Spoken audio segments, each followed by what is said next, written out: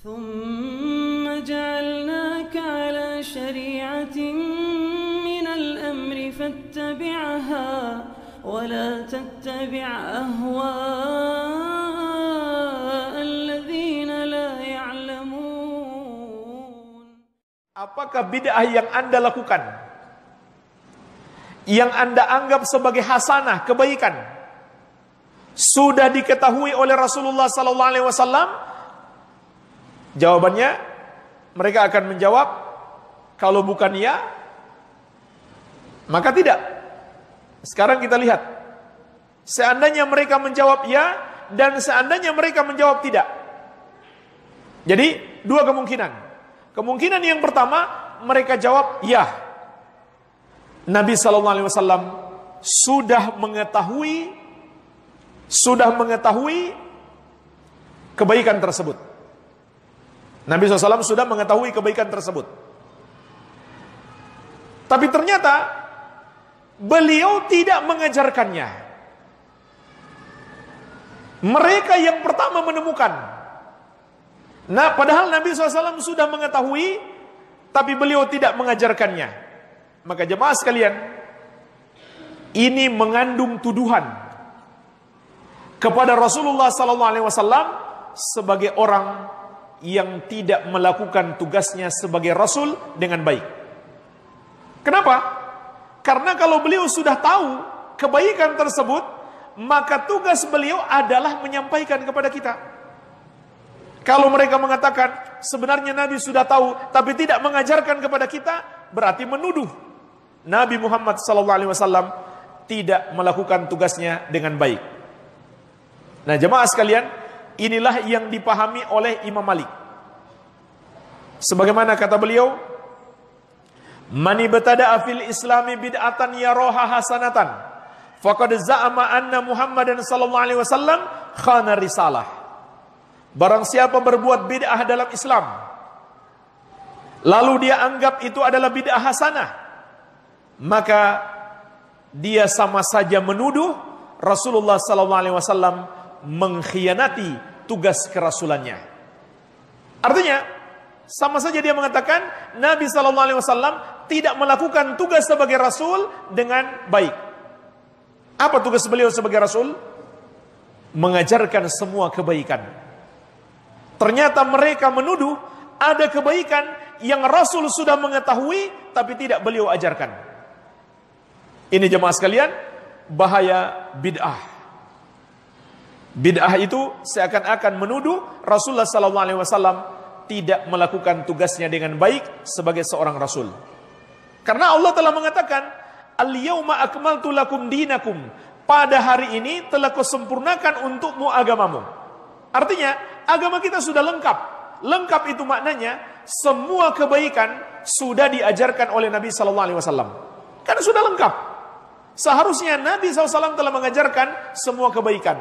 Lalu ada orang yang mengklaim, ini buktinya ada kebaikan yang Nabi SAW belum ajarkan. Padahal beliau sudah tahu. Berarti dia menuduh Nabi SAW tidak melakukan tugasnya dengan baik. Maka Imam Malik rahimahullah ta'ala kemudian memberikan kesimpulan.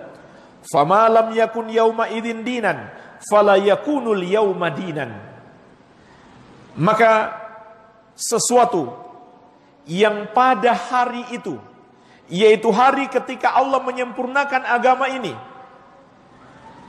sesuatu itu bukan bagian dari ajaran agama, pada hari ini pun tidak akan pernah menjadi bagian dari ajaran agama. Ini kesimpulan pemahaman Imam Malik. Imam Malik gurunya Imam Syafi'i. Barang siapa mengadakan satu amalan atau membuat-buat dan mengamalkan amalan yang tidak dicontohkan Nabi SAW, maka itu bukan bagian dari ajaran agama. Baik. Kemudian jemaah sekalian, dalam banyak hadis Nabi SAW juga telah menegaskan, beliau telah mengajarkan semua kebaikan. Di antaranya hadis riwayat Muslim dari Abdullah bin Amr bin Al-As radhiyallahu anhuma. Kata Nabi SAW, "Innahu lam yakun nabiyyun qabli illa kana haqqan alaih ay yadulla ummatahu ala khairin ma ya'lamuhu lahum wa yunzirahum syarra ma ya'lamuhu lahum. Sesungguhnya tidak ada seorang nabi pun sebelumku kecuali wajib atasnya menunjukkan kepada umatnya kebaikan yang dia ketahui dan mengingatkan mereka keburukan yang dia ketahui. Jadi ini dilakukan seluruh para nabi. Semua kebaikan sudah dia ajarkan, semua kejelekan sudah dia ingatkan. Maka kalau ada yang mengatakan bid'ah itu sebenarnya Nabi SAW sudah mengetahui tapi beliau tidak mengajarkannya, berarti mereka menuduh jelek kepada Nabi SAW. Baik, ini kemungkinan yang pertama. Mereka jawab, ya, Nabi sudah tahu. Kemungkinan yang kedua, mereka jawab tidak. Beliau belum tahu. Beliau belum tahu. Maka jemaah sekalian, ini seperti athar yang kita sebutkan tadi. Kalau mereka jawab tidak, bid'ah ini beliau belum tahu, makanya beliau belum ajarkan. Itu sama saja mereka mengatakan, kami lebih hebat daripada Rasulullah SAW. Iya. Dan ini pula yang dipahami oleh Imam Malik. Ini pula yang dipahami oleh Imam Malik. Sebagaimana dalam sebuah athar dari Imam Malik rahimahullahu ta'ala, disebutkan oleh Imam Asy-Syatibi dalam kitabnya Al-I'tisam. Ada seorang anak muda berkata kepada Imam Malik, "Ya Aba Abdillah, min aina uhrim?" Wahai Imam Malik, Abu Abdillah, dari mana saya mulai berihram? Qala min Dzul Hulaifah. Qala min Dzul Hulaifah, min haitsu ahrama Rasulullah sallallahu alaihi wasallam. Maka kata Imam Malik, berihramlah dari Dzul Hulaifah. Itulah tempat Rasulullah sallallahu alaihi wasallam mulai berihram. Sekarang itu disebut dengan Bi'r Ali. Kalau kita dari Masjid Nabawi atau dari hotel kita ke arah Makkah, maka kurang lebih setengah jam perjalanan kita mampir di Dzul Hulaifah. Dari situlah kita mulai berihram untuk haji atau umrah. Faqala, maka anak muda itu berkata, "Inni uridu an uhrima minal masjid." Sesungguhnya saya ingin berihram dari masjid. Faqala la taf'al, maka Imam Malik mengatakan jangan kamu lakukan. Lalu orang itu berkata lagi, fa inni uridu an uhrima minal masjid min indil qabr. Saya tetap akan berihram dari masjid dari dekat kubur Nabi sallallahu alaihi wasallam. Kenapa jemaah sekalian? Mungkin logikanya, dan ini logika umum orang yang melakukan bid'ah. Kalau dia berihram dari masjid, maka tempatnya lebih jauh. Lebih jauh daripada Dzul Hulaifah. Lebih jauh untuk ke Makkah. Lebih jauh berarti lebih banyak. Langkah-langkah kakinya lebih banyak, pahalanya pun lebih besar. Ditambah lagi masjid Nabi, masjid yang mulia. Tambah lagi kubur beliau. Yang dikubur di situ orang yang mulia.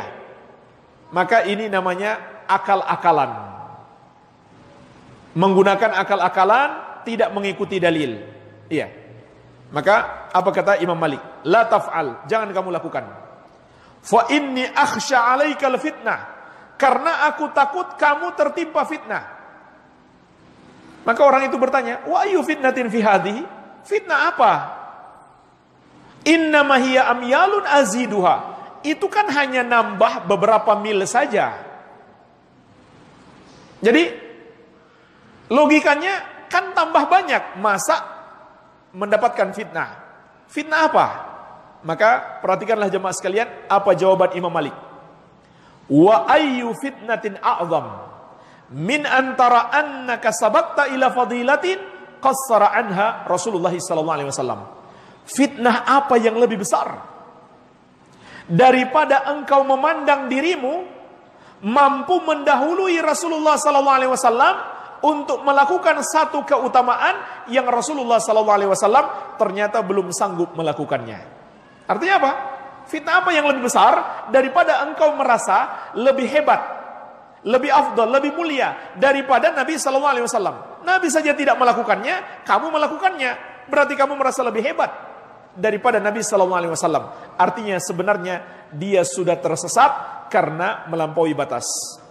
Kemudian Imam Malik berkata, sesungguhnya Allah Subhanahu wa taala berfirman, "Falyahdharil ladzina yukhalifuna an amri an tusibahum fitnah aw yusibahum adzabun alim."